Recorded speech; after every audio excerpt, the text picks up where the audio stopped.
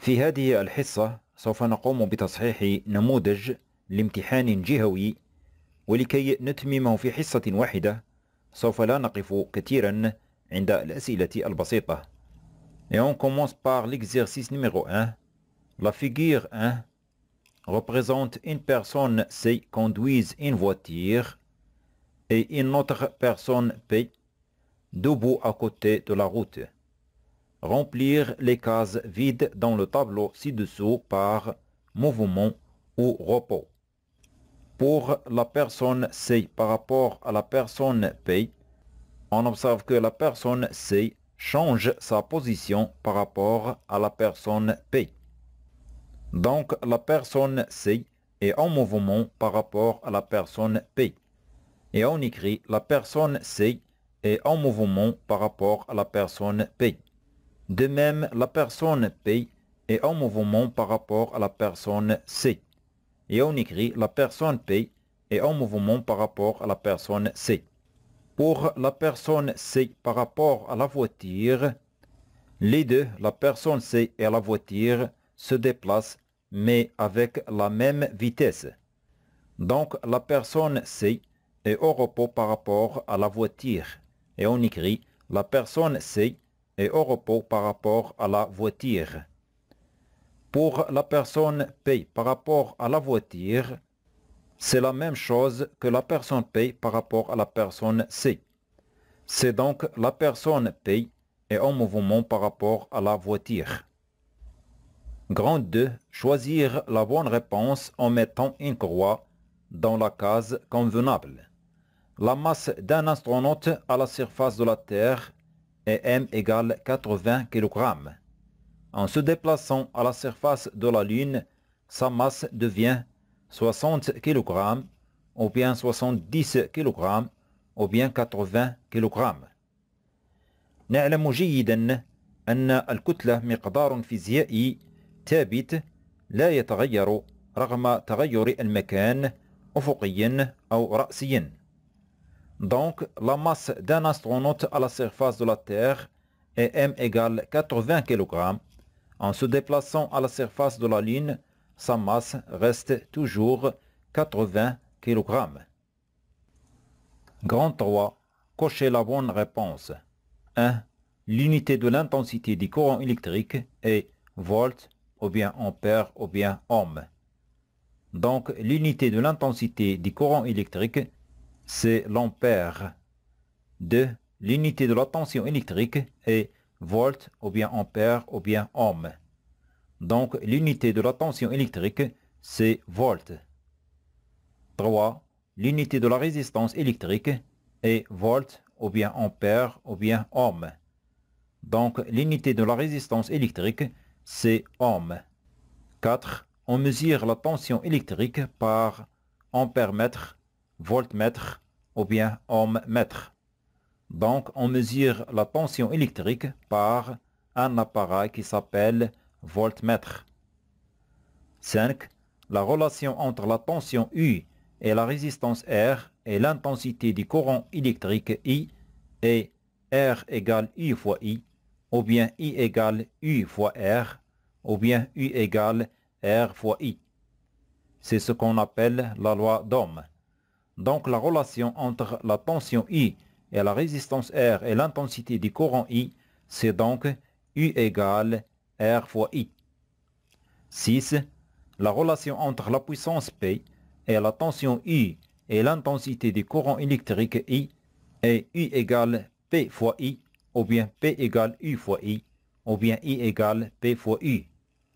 Donc la relation entre la puissance P et la tension I et l'intensité du courant I, c'est donc P égale U fois I. 7. Pour calculer la résistance d'un appareil de chauffage, on utilise la relation R égale P fois I au carré, ou bien la relation P égale R au carré fois I, ou bien la relation P égale R fois I au carré.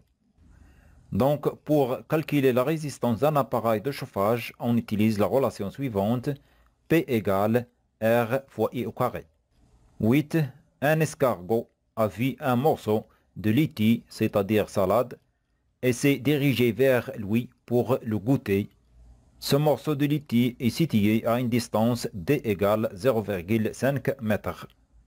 Pour l'atteindre, il a fallu le temps delta t égale 8 minutes 20 secondes. Est-ce que la vitesse moyenne du mouvement de l'escargot est v égale 10 à la puissance moins 2 ms-1 ou bien 2 fois 10 à la puissance moins 3 ms-1 ou bien v égale 10 à la puissance moins 3 ms-1. Donc, pour répondre à cette question, il faut faire un petit calcul, c'est-à-dire calculer la vitesse v, puisqu'on a la distance d et l'intervalle de temps delta t. En général, on a v égale d divisé par delta t, tel que d égale 0,5 m et delta t égale 8 minutes 20 secondes. On convertit donc 8 minutes 20 secondes en secondes et on obtient donc delta t égale 8 minutes 20 secondes, c'est-à-dire 8 fois 60 secondes plus 20 secondes. Après le calcul, on obtient donc delta t égale 500 secondes. Et on remplace donc d par 0,5 m et delta t par 500 secondes. On obtient donc v égale 0,5 m divisé par 500 secondes. On obtient donc 0,001 m par seconde. C'est donc v égale 10 à la puissance moins 3 ms-1. Donc, la vitesse moyenne du mouvement de l'escargot est donc v égale 10 à la puissance moins 3 ms-1. Grande 4, on considère le schéma suivant. La question numéro 1, donnez le nom de chaque dipôle. يعني أعطي اسم كل عنصر كهربائي أو ثنائي القطب يوجد في هذه الدارة الكهربائية. Donc le dipôle 1 يعني ثنائي القطب 1 فهو مولد ذو توتر مستمر قابل للضغط. Et on écrit le dipôle 1, c'est un générateur de tension continue réglable. Le dipôle 2 يعني ثنائي القطب 2 فهو موصل أومي مقاومته R. Et on écrit le dipôle 2, c'est un conducteur ohmique de résistance R. Le dipôle 3 يعني ثنائي القطب 3 فهو جهاز يسمى فولتمتر ويمكننا من قياس التوتر الكهربائي بين مربطي الموصل الأومي. Et on écrit le dipôle 3, c'est un appareil qui permet de mesurer la tension électrique entre les bornes du conducteur ohmique. Cet appareil s'appelle voltmètre. Le dipôle 4 يعني ثنائي القطب 4 فهو كذلك جهاز يسمى أمبيرمتر يمكننا من قياس شدة التيار الكهربائي الذي يمر عبر الموصل الأومي. Donc le dipôle 4, c'est un appareil qui permet de mesurer l'intensité du courant électrique qui traverse le conducteur ohmique. Cet appareil s'appelle ampère-mètre. La question numéro 2. Sachant que l'appareil 4, c'est-à-dire l'appareil ampère-mètre, indique la valeur 600 mA et l'appareil 3, c'est-à-dire le voltmètre, indique la valeur 6 volts. Calculer la résistance R du dipôle 2, c'est-à-dire on calcule la résistance du conducteur ohmique. Donc 600 mA, c'est l'intensité du courant électrique qui traverse le conducteur ohmique et 6 volts, c'est la tension électrique entre les bornes du conducteur ohmique. والسؤال احسب قيمة المقاومة R للموصل الأومي. إذا نطبق قانون أوم, c'est-à-dire on applique la loi d'Ohm et on écrit U égale R fois I, c'est-à-dire R égale U divisé par I. Et on remplace U par sa valeur 6 volts et I par 600 mA. Mais il faut convertir 600 mA en ampères, car l'unité internationale de l'intensité du courant électrique, c'est l'ampère. Donc 600 mA égale 0,6 ampères. Et on écrit R égale 6 volts divisé par 0,6 ampères. Après l'application numérique, on obtient donc R égale 10 ohms. Exercice numéro 2. La figure 2 représente un corps sphérique solide et homogène S de masse M égale 200 grammes suspendu à un support par un fil.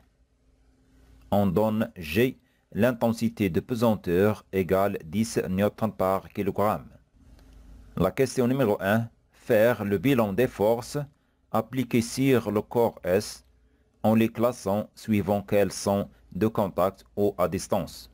الجسم الصلب S فهو يخضع إلى قوتين فقط، القوة المطبقة من طرف الأرض والقوة المطبقة من طرف الخيط. Et on écrit le vecteur P, poids du corps S, c'est une force à distance répartie. Le vecteur T, action du fil sur le corps S, c'est une force de contact localisée. La question numéro 2. Donnez les caractéristiques des poids du corps S. يعني أعطي مميزات وزن الجسم الصلب S. وبصفة عامة فمميزات وزن جسم فهي لا تتغير باستثناء الشدة, c'est-à-dire l'intensité. Et on écrit donc le point d'application pour le poids du corps S, c'est donc le point G, centre de gravité du corps S. La droite d'action, c'est la droite verticale passant par le point G. Le sens, c'est du point G vers le bas. L'intensité est calculée à partir de la formule suivante, P égale M fois G, et on remplace M par sa valeur 200 grammes et G par sa valeur 10 newtons par kilogramme. Mais la masse a pour unité internationale le kilogramme. Donc on convertit 200 grammes en kilogrammes, c'est-à-dire 200 grammes égale 0,2 kg. Et on écrit donc M, c'est donc 0,2 kg et G, c'est 10 newtons par kilogramme. Et après l'application numérique, on obtient donc l'intensité du poids du corps S, c'est donc P égale 2 newtons. La question numéro 3. Énoncez les conditions d'équilibre d'un corps solide soumis à deux forces. يعني اكتب شروط توازن جسم صلب خاضع لقوتين فقط. Donc, ces conditions d'équilibre d'un corps solide soumis à deux forces, il faut les prendre une fois pour toutes. Et on écrit donc, si un solide est en équilibre sous l'action de deux forces, alors ces deux forces ont même droite d'action, même intensité et des sens opposés. La question numéro 4. En appliquant ces conditions, déterminer les caractéristiques de la force exercée par le fil sur le corps S. Donc ces caractéristiques sont le point d'application, droite d'action, sens et intensité. Et en appliquant ces conditions, c'est-à-dire puisque le corps S est soumis à l'action de deux forces, le poids du solide S est l'action du fil. Donc ces deux forces ont même droite d'action, même intensité, mais de sens opposé. Donc le point d'application, c'est le point A. Droite d'action, c'est la droite verticale passant par le point A et G. Le sens, c'est du point A vers le haut. L'intensité, c'est donc T égale P égale 2 newtons. La question numéro 5. Représentez les deux forces sur la figure 2 en utilisant l'échelle 1 cm correspond à 1 newton. On a T égale P égale 2 newtons et donc 2 newtons correspond à 2 cm.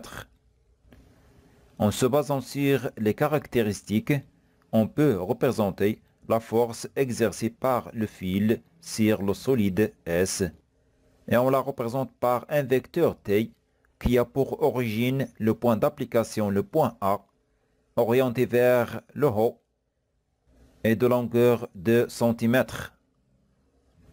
C'est donc le vecteur T. De même pour le poids des solides S, on la représente par un vecteur P qui a pour origine le point G orienté vers le bas et de longueur de centimètres. C'est donc le vecteur P. On passe à l'exercice numéro 3. On fait fonctionner de façon normale un four électrique qui porte les indications 220 volts, 2 kW dans une installation domestique où le disjoncteur est réglé sur 20 ampères. La première question, donnez la signification physique des indications 220 volts, 2 kW. 220 volts, c'est la tension électrique nominale du four. Et 2 kW, c'est la puissance électrique nominale du four. Deuxième question, calculez la valeur efficace I de l'intensité du courant électrique traversant le four électrique. À partir de la relation générale P égale U fois I, on peut déduire l'intensité I du courant qui traverse le four, c'est-à-dire I égale P divisé par U, tel que P c'est la puissance électrique du four et U c'est la tension électrique entre ces bornes. Et on remplace P par sa valeur 2 kW qu'on va convertir en watts, c'est-à-dire 2 kW égale 2000 watts, et I par sa valeur 220 volts. Et on écrit I égale 2000 watts divisé par 220 volts. Après l'application numérique, on obtient donc I égale 9,09 ampères. Troisième question, le four précédent peut-il fonctionner simultanément avec une machine à laver qui porte les indications 220 volts, 1,5 kW et un lustre composé de 10 lampes identiques, sachant que chaque lampe porte les indications 220 volts, 0,2 ampères. Justifiez la réponse. Pour répondre à cette question, on peut suivre deux méthodes. La première, c'est de calculer la puissance totale et la puissance maximale, puis on les compare. Deuxième méthode, on peut calculer l'intensité totale, c'est-à-dire la somme des intensités des courants traversant chacun de ces appareils, puis on la compare avec 20 ampères. Donc la première méthode, c'est donc on va calculer la puissance totale PT. Et on a PT égale la puissance du four plus la puissance de la machine à laver plus la puissance de 10 lampes. Et la puissance d'une lampe, c'est donc PL égale U fois I. U, c'est la tension entre les bornes d'une lampe, c'est donc 220 volts. Et I, c'est l'intensité qui le traverse, c'est donc égal 0,2 ampères. Et on fait l'application numérique 220 volts fois 0,2 ampères, on obtient 44 watts. Donc 44 watts, c'est la puissance d'une lampe. Et on remplace donc PF par sa valeur, c'est-à-dire la puissance du four, c'est 2 kW, qu'on va convertir en watts, c'est-à-dire 2000 watts. Et PM, c'est-à-dire la puissance de la machine à laver, est égale 1,5 kW, qu'on va convertir aussi en watts, c'est 1500 watts, plus 10 fois 44 watts. Et on écrit PT égale 2000 watts plus 1500 watts plus 10 fois 44 watts. Après l'application numérique, on obtient donc PT égale 3940 watts. D'autre part, on calcule la puissance maximale Pmax. En général, Pmax égale U fois Imax. Et on remplace U par sa valeur, c'est donc 220 volts, fois Imax, c'est donc 20 ampères. Et on obtient après l'application numérique Pmax égale 4400 watts. إذن ماذا نلاحظ؟ نلاحظ أن PT أصغر من Pmax. إذن يمكن تشغيل جميع هذه الأجهزة في آن واحد. Et on écrit, puisque PT inférieur à Pmax, alors les appareils en question peuvent fonctionner simultanément. Si on suit la deuxième méthode, Donc on va calculer l'intensité totale, donc c'est-à-dire la somme des intensités du courant traversant chacun de ces appareils. On a l'intensité du courant qui traverse le four et I égale 9,09 ampères. Et l'intensité du courant qui traverse une lampe, c'est donc 0,2 ampères. Mais on a 10 lampes, donc l'intensité qui traverse 10 lampes, c'est donc 10 fois 0,2 ampères. Il reste donc à calculer l'intensité du courant qui traverse la machine à laver. On a la tension entre les bornes de la machine à laver, c'est donc 220 volts. Et la puissance reçue par la machine à laver, c'est donc 1500 watts. Donc on peut déduire l'intensité qui traverse la machine à laver. Et on écrit l'intensité du courant qui traverse le four est 9,09 ampères. Et l'intensité du courant qui traverse des lampes est donc 10 fois l'intensité qui traverse une lampe, égale donc 10 fois 0,2 ampères égale 2 ampères. Il reste donc à calculer l'intensité du courant qui traverse la machine à laver. Et on a donc I égale la puissance reçue par la machine à laver divisée par la tension entre ces bornes. Donc la puissance reçue par la machine à laver est donc égale 1500 watts et la tension entre ces bornes c'est 220 volts. Après l'application numérique, on obtient 6,81 ampères. Donc l'intensité totale du courant qui traverse le montage domestique lors du fonctionnement de ces appareils est donc IT égale IF, c'est-à-dire l'intensité qui traverse le four, plus 10 IL, c'est-à-dire 10 fois l'intensité du courant qui traverse une lampe, plus IM, c'est-à-dire l'intensité du courant qui traverse la machine à laver. Et on remplace donc IF par sa valeur 9,09 ampères et 10 IL par sa valeur 2 ampères, puis IM par sa valeur 6,81 ampères. On obtient donc 17,9 ampères. Et d'autre part, on a l'intensité maximale délivrée par le disjoncteur et donc Imax égale 20 ampères. On compare donc 20 ampères et 17,9 ampères. On peut dire, puisque IT est inférieur à Imax, alors on peut utiliser tous ces appareils en même temps.